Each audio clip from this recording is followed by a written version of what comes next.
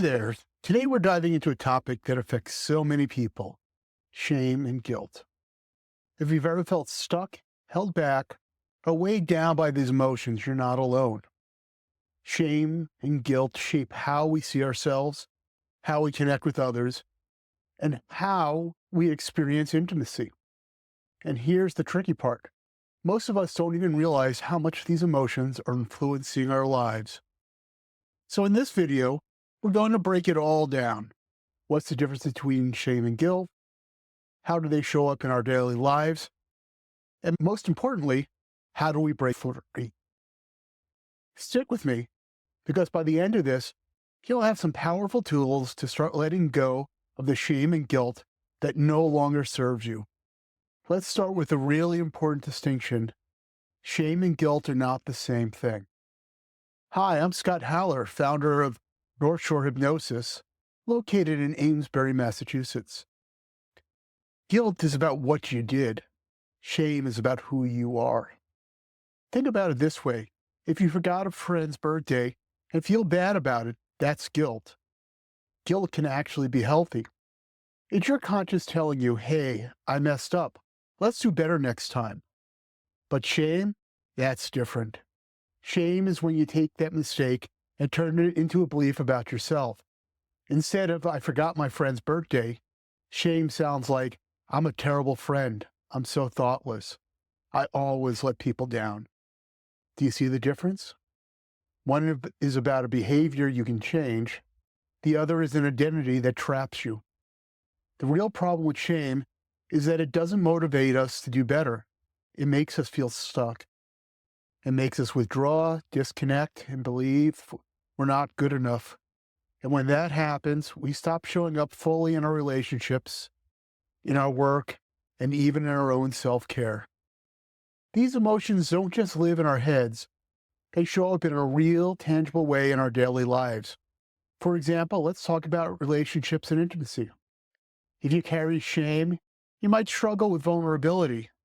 You might fear being truly seen because deep down, you worry that if someone really knew you, they wouldn't love or accept you.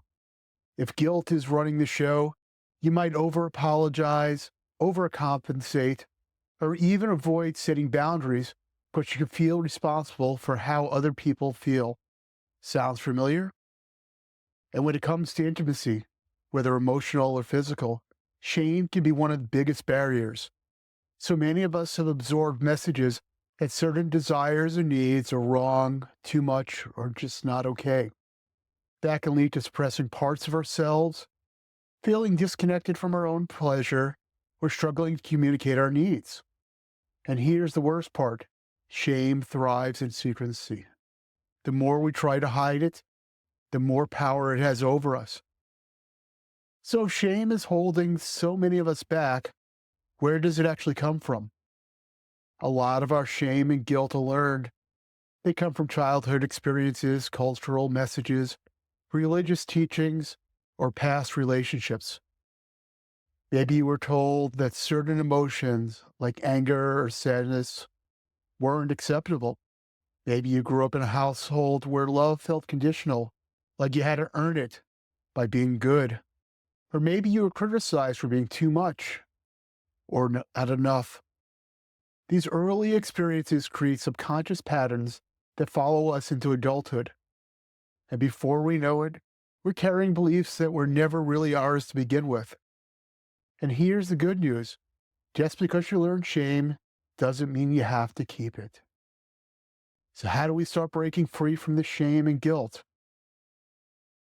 Step 1, bring awareness to the pattern. You can't change what you don't see. So the next time you catch yourself feeling guilty or shameful, pause. Ask yourself, is this something I did?